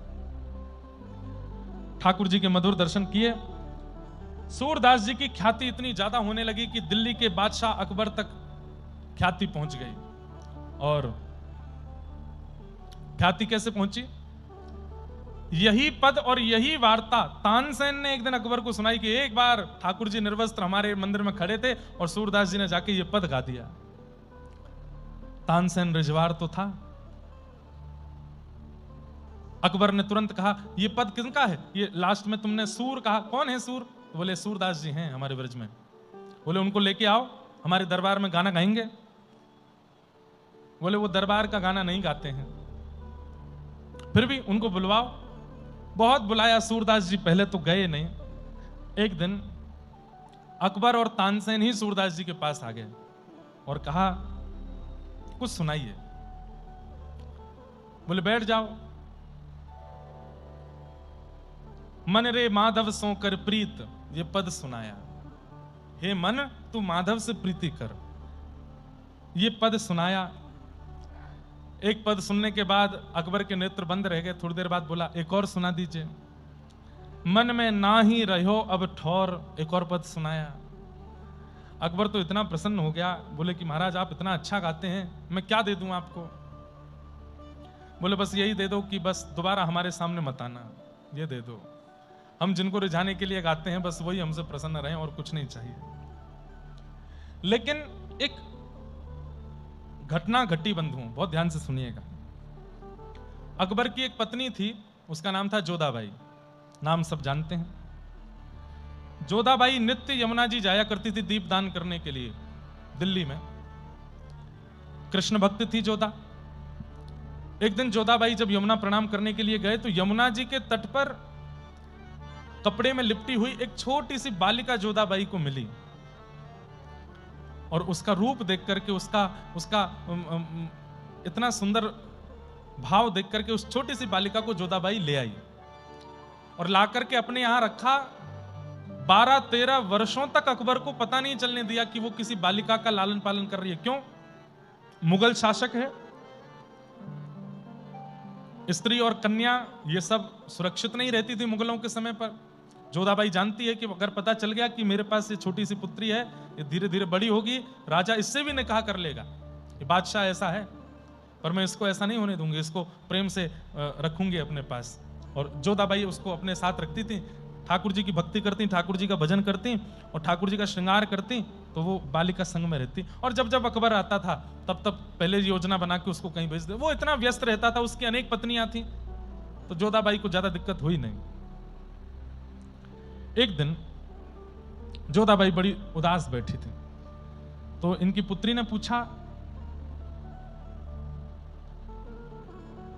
क्या बात है, आप इतनी उदास क्यों बैठी हैं? तब वो बोली कि इतने दिन हो गए मैं ठाकुर जी का भजन करती हूं, पर आज तक कुछ अनुभव मुझे नहीं हुआ। तो वो छोटी सी बालिका बोली मां बस इतनी सी बात, चलो मेरे साथ। और वो छत पर लेकर के गई और छत पर ले जाकर के उसने ऐसे इशारा करके बताया, सामने देखती रहना, जैसे सूर्य इतने अस्त होनेंगे तभी वहां गैयों का झुंड आएगा और उसी झुंड के बीच में श्याम सुंदर आएंगे, आपको दर्शन कराती हूं। जोधाबाई आश्चर्यचकित होकर बोली क्या बोलती हो? बोले हाँ मैं रोज दर्शन करती हूँ, श्याम सुंदर रोज दिखते हैं मुझको। बोले तू रोज दर्शन करती है? बोले हाँ। अरे झूठ बोलती है। बोले नहीं माँ, देखो आप प्रतीक्षा करो, बस अभी सूर्य अस्त होने वाला है, सामने से गौओं का झुंड आएगा और उसी बीच में गौर वर्ण के बलराम जी, श्याम वर्ण के ठाकुर जी और सब सखाओं के साथ जाएंगे यहां से, और मेरी तरफ देखते भी हैं वो, आप यहीं खड़ी रहना। जोधाबाई खड़ी रही। जैसे ही सूर्य अस्त हुआ तो क्या देखती हैं कि गौओं का झुंड आ रहा है, वेणु की ध्वनि आ रही है और ऐसी वेणु की ध्वनि जो पहले कभी सुनी नहीं है। लेकिन श्याम सुंदर नहीं दिख रहे, ठाकुर जी नहीं दिख रहे। जोधाबाई बोली मुझे गैया दिख रही है, मुझे वेणु का रो सुनाई दे रहा है, पर श्याम सुंदर तो नहीं। अरे मां देखो ना, वही तो हैं, मुझे नहीं दिख रहे हैं। जोधाबाई की जो वो पुत्री थी वो कहती है कि ठाकुर जी कह रहे हैं आपसे कुछ अपराध बने हैं, वो अपराध जब नष्ट हो जाएंगे तब आपको दिखेंगे, लेकिन आप नित्य प्रयास करना, दिखेंगे आपको। अब तो जोधाबाई उसको पुत्री कम अपनी गुरु ज्यादा मानने लगी। अब तो पास ही बैठी रहती है, और बताओ ना और श्याम सुंदर को क्या प्रिय है, और श्याम सुंदर। अब तो जोधाबाई इतनी ज्यादा व्यस्त रहने लगी उसके साथ, कभी कभी अकबर बुलवाता था तो जोधाबाई जाती नहीं थी। अकबर ने कहा इतने दिन से हम बुला रहे हैं, जोधाबाई आती नहीं, क्या बात है? तब किसी गुप्तचर ने बता दिया, बोले आपको नहीं पता है, आपकी आंखों के नीचे से एक लड़की रखी है उनके पास, और बचपन से ही लालन पालन करती आई हैं। अब तो बढ़िया वो 13-14 वर्ष की हो गई है, उसके पास ही बैठी रहती हैं। अकबर तो उठ के बैठ गया, बोले कि हमारे महल में कोई एक लड़की रहती है, हमें ही नहीं पता। जोधाबाई को पत्र लिखा, बोले हमें पता है तुम्हारे पास एक लड़की, आदि आदि सब लिख करके भेजा, हमारे सामने उसको पेश करो। जोधाबाई बोली अगर नहीं लेके गई तो मुझे भी मरवा देंगे और इसको भी मार देंगे, और लेके गई तो मुझे पता है उसकी दृष्टि अच्छी नहीं है, पहले ही बोलेगा निकाह करवाओ मेरा।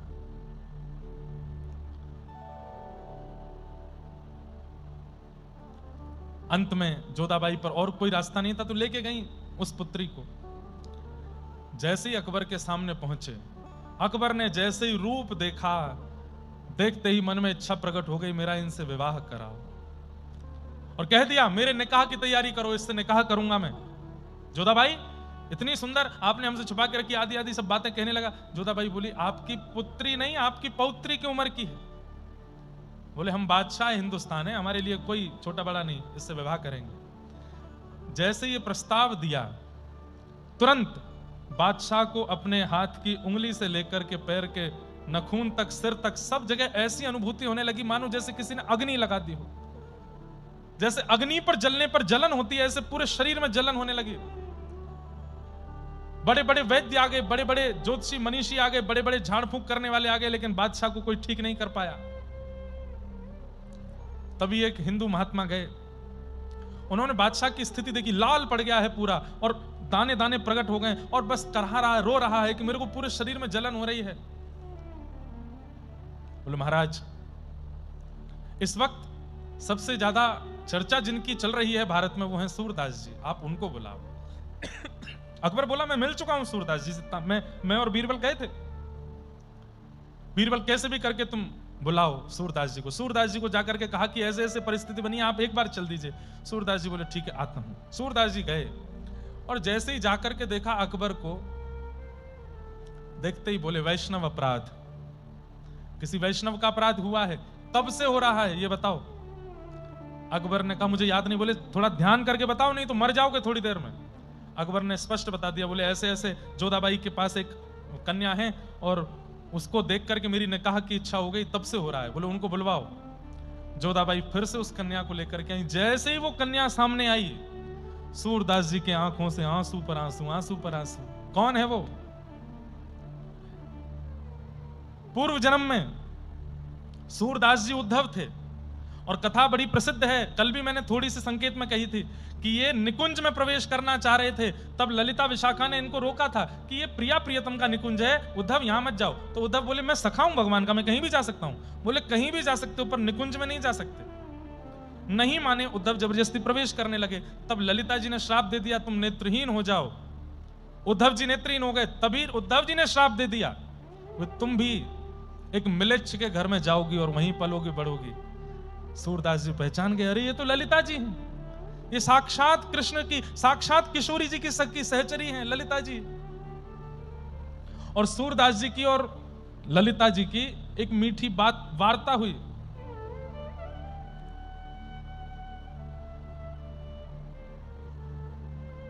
ललिते तोहे बूझत साजहां, ललिते तोहे बूझत साजहां।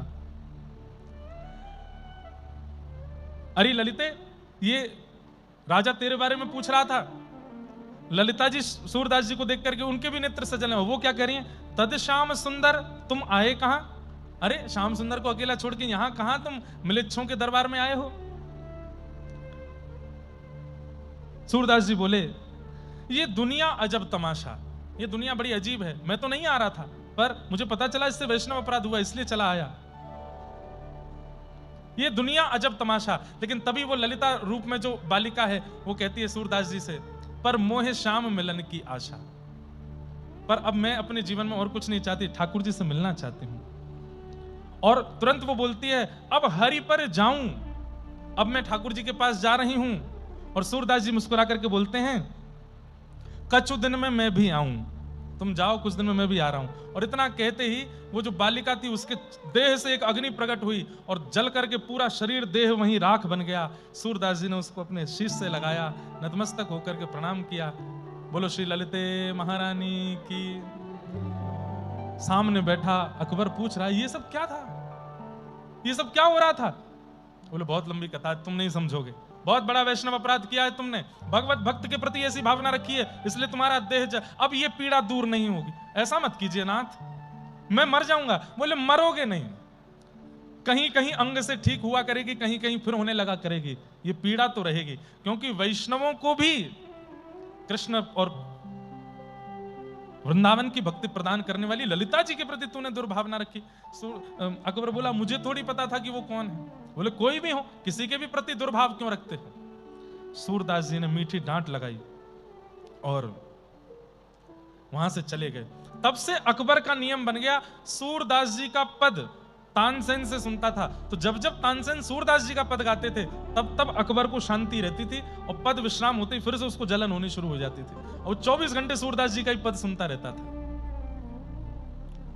एक दिन अकबर फिर से वृंदावन गया और सूरदास जी से जाकर के बोला, सूरदास जी आप इतना अच्छा लिखते हैं, इतना अच्छा लिखते हैं, मैं क्या बताऊं। एक बात बताइए, आप कवि हैं, आपने औरों की भी कविताएं देखी होंगी, इस दुनिया में सबसे सुंदर कवि कौन है? तो सूरदास जी बोले, सबसे बढ़िया कवि मैं हूं, मुझसे बढ़िया कविता रचना कोई नहीं करता। ये सुनकर के तानसेन और बीरबल थोड़े आश्चर्यचकित हुए, बोले वैष्णव अपनी बड़ाई नहीं करता, सूरदास जी अपनी प्रशंसा कैसे कर रहे हैं? तो तानसेन ने पीछे से बोला कि महाराज आपने गोस्वामी तुलसीदास जी का नाम सुना है? सूरदास जी के नेत्र सजल हो गए, अरे वाह, तुमने मेरे पुराने मित्र की याद दिला दी। बोले आप जानते हैं? बोले हम दोनों की बड़ी अच्छी भेंट हुई थी। भेंट के बारे में बताऊंगा, लेकिन तुमने जो अभी प्रश्न किया कि कविता किसकी अच्छी है, कविता तो मेरी अच्छी है, लेकिन तुमने बाद में नाम लिया तुलसीदास जी का। तुलसीदास जी कविता नहीं लिखते, तुलसीदास जी की चौपाई तो मंत्र हैं जो भगवत दर्शन करा देते हैं।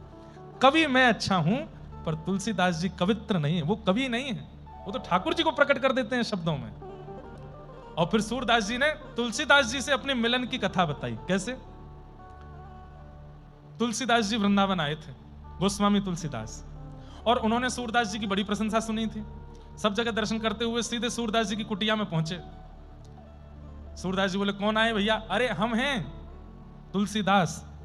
तुलसीदास नाम सुनते ही सूरदास, अच्छा आपकी खूब चौपाइयां सुनते हैं हम, आपने रामचरितमानस की रचना की है? बोले जी। हनुमान चालीसा बहुत अच्छी लिखी है आपने? बोले सब कृपा है ठाकुर जी की। आप भी बहुत बढ़िया लिखते हैं, मैं कभी कभी पद सुनता हूं, नाचो बहुत गोपाल, ये मुझे बहुत अच्छा लगता है। ऐसी सब चर्चा हो रही है गोस्वामी जी में और सूरदास जी में। अब मैं नाचो बहुत गोपाल एक बार सुना देंगे? बोले हाँ हाँ सुना देंगे, सब सुनेंगे, आप बैठो ना, आओ। थोड़ी देर वार्ता होती रही, एक दूसरे की प्रशंसा करते रहे। थोड़ी देर बाद गोस्वामी तुलसीदास जी बोले, एक बात तो माननी पड़ेगी। बोले क्या?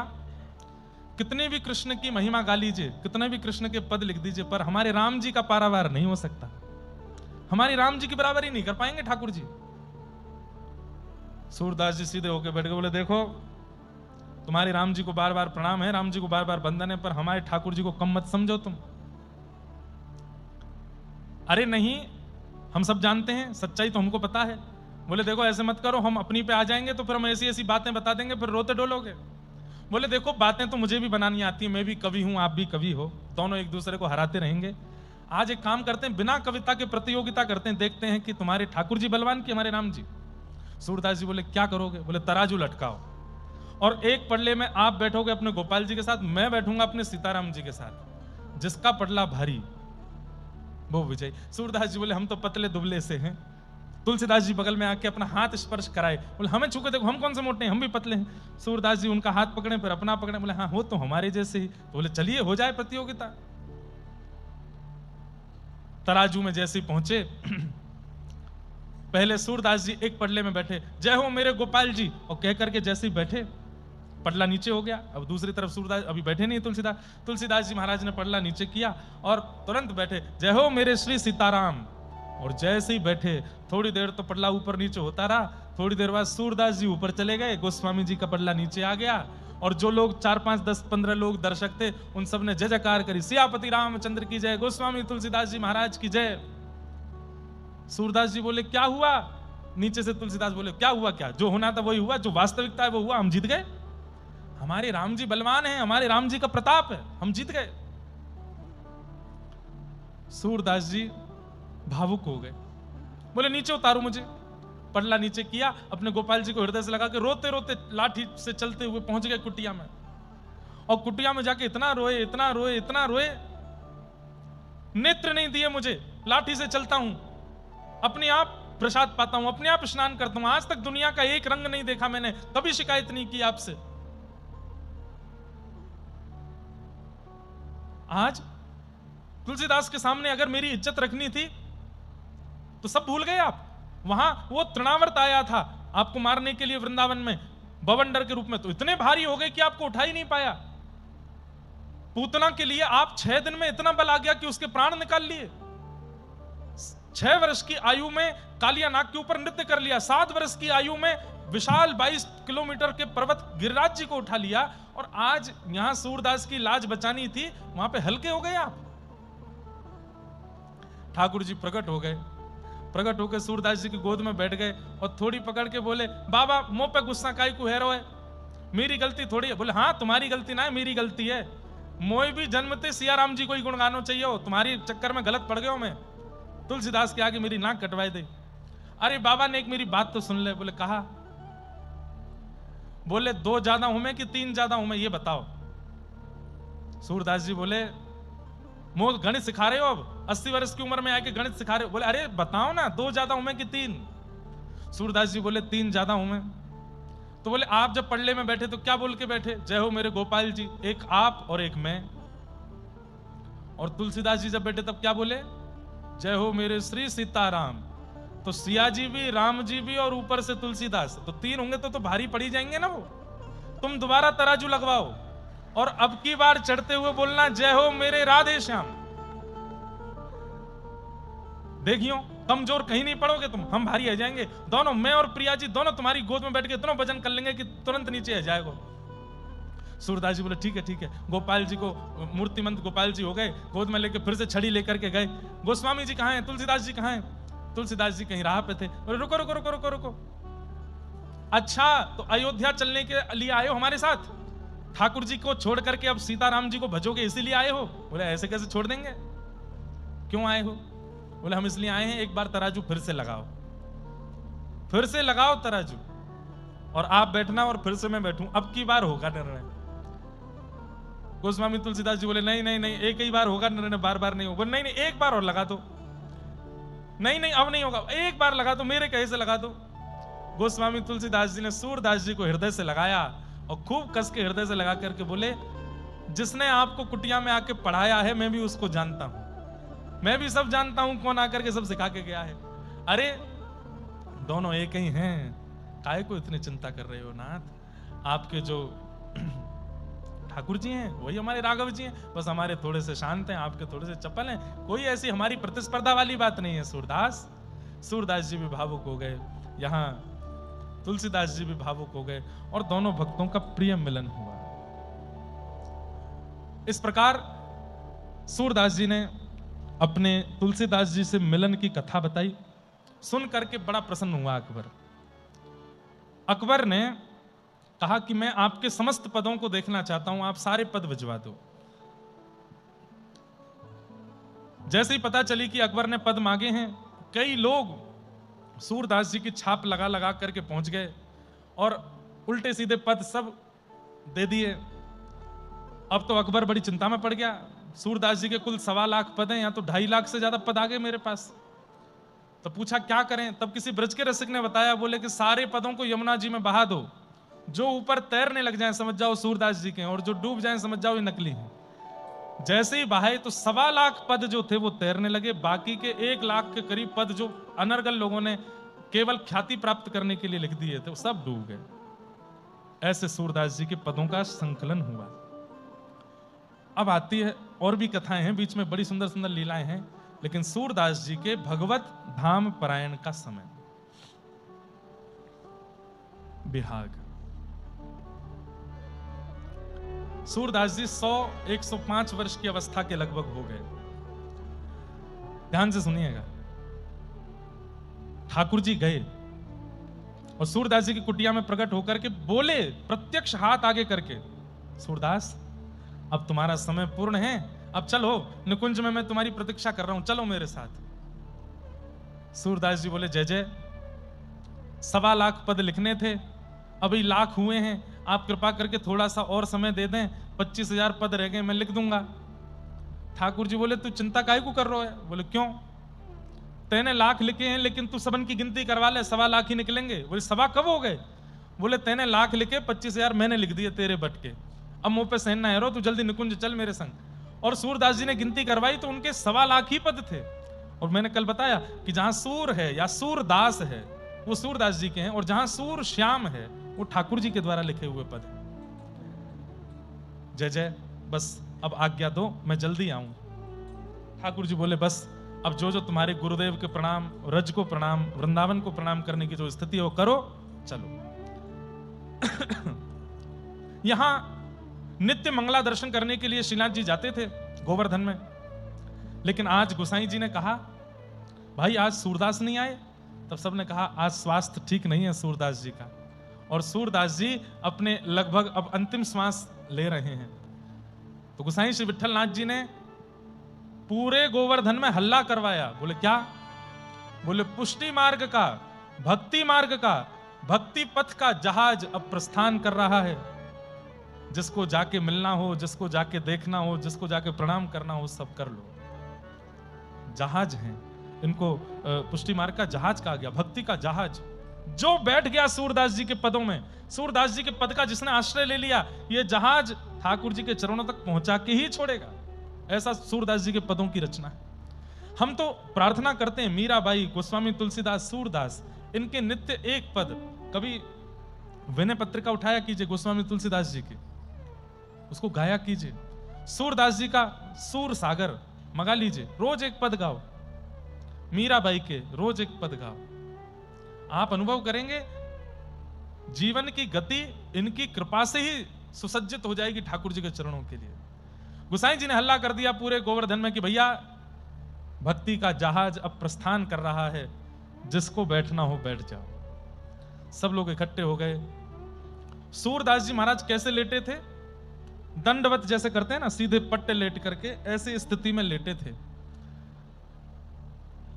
गोसाई जी ने आकर के कहा, सूरदास ऐसे क्यों लेटे हो? बोले, मैंने जीते जी कभी व्रज की रज को पीठ नहीं दिखाई, कमर नहीं दिखाई, आज भी नहीं दिखाऊंगा। लेकिन तभी गोसाई जी ने उनको अपनी गोद में लिटा लिया और सूरदास जी के नेत्र बंद हैं, मुख पर अत्यंत प्रसन्नता है। पूरा गोवर्धन सुंदर सुगंध से सुगंधित हो रहा है। क्यों? प्रिया प्रियतम दोनों आए हैं लेने के लिए सूरदास को। गोसाई श्री विठलनाथ जी ने तुरंत कहा, सूरदास जी तुम्हारी मन की स्थिति क्या है? मन में क्या चल रहा है, जरा बताओ। और सूरदास जी अपने मन की स्थिति का वर्णन कर रहे हैं। बाली बाली हूँ, बाली बाली हूँ, कुंवरी राधिका। किसका स्मरण कर रहे हैं? किशोरी जी का स्मरण कर रहे हैं। और अपनी अंतिम स्थिति में श्वास निकलने वाली है सूरदास जी की, और सूरदास जी कह रहे हैं, मैं ऐसी किशोरी जी की बली बली जा रहा हूं। कैसी किशोरी जी? जिन्होंने नंद सुवन को अपने मोह किया है, अपने बल में, अपने बस में कर रखा है। ऐसे हमारे पंडित श्री जसराज जी बहुत सुंदर इस भाव को गाते थे। वो अपनी अंकिता बहन आती हैं तो उनसे मैं गवाया है। आप भी गाते हैं ये भाव, गाए हैं ये वाला भाव, बली बली हूँ कुंवर राधिका। पंडित जसराज जी का ये धुन, ये कंपोजिशन उन्हीं की है। उन्होंने सबसे ज्यादा सूरदास जी के पद गाए हैं पंडित जसराज जी ने, तो उनका ये पद है। और ये सूरदास जी का अंतिम पद है। 3 पद अंत में गाए, उनमें पहला पद ये वाला गाया, बली बली हूँ बली बली हूँ कुंवरी राधिका, नंद सुवन जासों रति मानो, बली बली हूँ बली बली हूँ कुंवरी राधिका, नंद सुवन जासों रति मानी हो, बली बली हूँ। वे अति चतुर तुम चतुर शिरोमणि, प्रीति करी कैसे रही छानी, तेजो धारत तन कनक पीठ पता, सो तो सब तेरी गति थानी, बली बली हूँ कुंवरी राधिका, नंद सुवन जासों रति मानी, बली बली हूँ। अंतिम श्वास चल रही है सूरदास जी की और दोनों भुजाओं से बलियां ले रहे हैं। गुसाई जी पूछ रहे हैं क्या दिख रहा है? बोले श्री जी की बलियां ले रहा हूं जिन्होंने श्याम सुंदर को अपने वश में कर रखो है। हमारे माई श्यामाजू को राज, जाके अधीन सदा ही सांवरो, या ब्रज को सिरताज, हमारे माई श्यामाजू को राज। किशोरी जी का स्मरण करते हुए, सूर सुजान सखी के बूझे, प्रेम प्रकाश भयो बैसानी, सूर सुजान सखी के बूझे, प्रेम प्रकाश भयो जानी, बली बली हूँ। तभी वहां बहुत लोग बैठे थे, उनमें से एक बोल पड़ा, सूरदास जी बुरा मत मानियो, मैंने जब से आपके पद सुने हैं तब से लेके आज तक मैंने केवल या तो दीनता के पद आपसे सुने हैं, या तो अपनी धन्यता के पद आपसे सुने हैं, या ठाकुर जी की लीला के पद आपसे सुने हैं। आप कैसे कवि हैं? आपने अपने गुरु के लिए कभी कुछ नहीं गाया, अपने गुरु के लिए आज तक कुछ नहीं गाया। सूरदास जी बोले, तुम्हें प्रिया प्रियतम दिखते थे, तुम्हें श्याम सुंदर दिखते थे, तुम्हें दीन बंधु दीनानाथ दिखते थे, पर मुझे मेरे गुरु ही मुकुट पहन करके ठाकुर जी के रूप में दिखाई देते थे। मुझे मेरे गुरु ही कभी कभी चुनरी ओढ़ करके श्री जी बन के आते हुए दिखाई देते थे। अरे ये सूर की भाषा है, समझना मुश्किल है। मैंने प्रिया प्रियतम को तो देखा ही नहीं है, अपने गुरु को ही प्रिया प्रियतम के रूप में देखा है। मेरे गुरुदेव श्रीमन महाप्रभु श्री वल्लभाचार्य महाप्रभु ही कभी कृष्ण बन के आते थे, कभी प्रिया जी का रूप धारण करके मेरे चित्त में आते थे। उनकी झांकी को ही मैंने गाया है।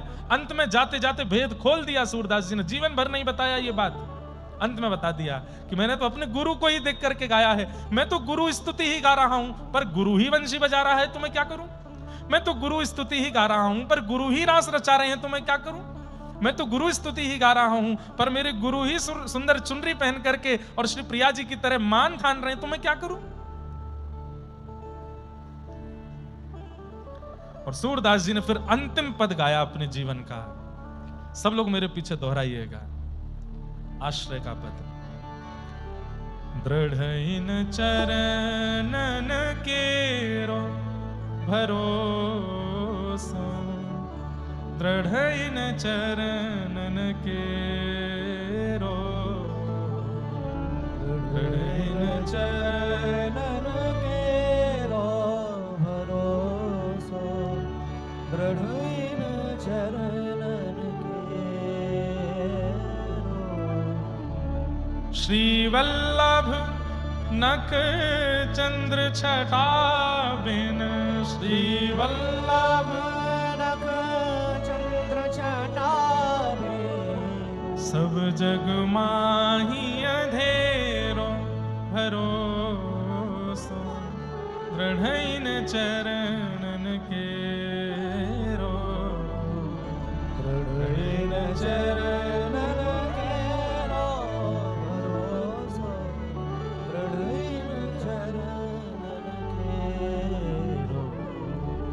साधन और नाहिया कली में, साधन और नाहिया कली में, जासों होत निवेरो भरोसो दृढ़ चरणन केरो। दृढ़ चरणन केरो भरोसो दृढ़ चरणन केरो। सूर कहा कहे दुविध आंधरो, सूर कहा कहे दुविध आंधरो, सूर कहा कहे दुविध आंधरो। सूर कहा कहे दुविध आंधरो, बिना मूल को चेरो भरोसो दृढ़ चरणन केरो। दृढ़ चरणन केरो भरोसो दृढ़ चरणन और हाथ जोड़ लिए, गुरु पुत्र गुसाई विठलनाथ जी की गोद में सर रखा है, हाथ जोड़ करके बोले जय जय। नेक आप सो आज्ञा चाहिए, बोले कहा। बोले जीते जी कभी कमर नहीं दिखाई है या ब्रजकू मैंने, जीते जी कभी पीठ नहीं दिखाई है ब्रजकू, जाते जाते भी नहीं दिखाऊं। आपने मुंह को अपनी गोद में लिटा दिया है, कृपा करके नेक आप मुंह को अब मुख मेरो व्रज की ओर कर दो, मुख मेरो व्रज की ओर लिटा दो। और सबने मिलकर सूरदास जी को सीधा लिटाया, मतलब मुख रज में, मुख नीचे की ओर, और दोनों भुजाओं से व्रज का आलिंगन करके सूरदास जी वहीं अपना देह त्याग करके भगवत धाम को प्रस्थान करेंगे। बोलो सूरदास जी महाराज की जय, भक्त वत्सल भगवान की, गिरिराज धरण की, श्री गोवर्धन नाथ की, श्री वल्लभाधीश की, गुसाई जी परम दयाल की, श्याम सुंदर श्री यमुने महारानी की जय जय श्री राधे। और श्री सूरदास जी महाराज वहीं रज में ही अपने देह को त्याग करके श्री प्रिया प्रियतम के नित्य निकुंज निवृत्त निकुंज में प्रवेश कर गए। और इस प्रकार सूरदास जी का चरित्र यहाँ विश्राम। चरित्र में और भी कई लीलाएं थीं, पर हमें औरों को भी लेना है। और भी अब सूरदास जी का चरित्र तो गा गा के ही कहा जा सकता, इतने पद हैं सूरदास, 1.25 लाख पद हैं। 1.25 लाख में से कम 25 पद तो हमको गाने चाहिए थे 2 दिन में, लेकिन इतने भी नहीं गवे, पर हम कथा में यथा किंचित सब गाते रहते हैं। ऐसे सूरदास जी को हम बारंबार प्रणाम करते हैं और इनसे ये सीखते हैं कि गुरु चरणार विंदों के प्रति कैसी अभय निष्ठा होनी चाहिए, तब गुरु चरणार विंद कैसी कृपा करते हैं। बिना नेत्रों के होते हुए भी सूरदास जी ने भगवान की समस्त और समग्र लीलाओं का दर्शन किया। ऐसे सूरदास जी को हम बारंबार प्रणाम करते हैं, बारंबार वंदन करते हैं। अब कल किन के चरित्र हम सुनेंगे? वैसे तो कल श्री शंकराचार्य जयंती भी है, तो संभवतः श्री शंकराचार्य भगवान का भी सुनेंगे। और पूरा हो गया तो ठीक, नहीं हुआ तो वही कहते रहेंगे। पूरा हो गया तो फिर अष्ट सखाओं में अगले सखा जिनका हम चरित्र सुनेंगे, श्री कृष्णदास, जिनका एक पद बहुत सुंदर हम लोग बड़े भाव से गाते हैं, हमारे गोवत्स महाराज जी भी गाते हैं। हो व्रज में, हो व्रज में, हो व्रज में रतन राधिका गोरी, रतन राधिका गोरी, व्रज में रतन राधिका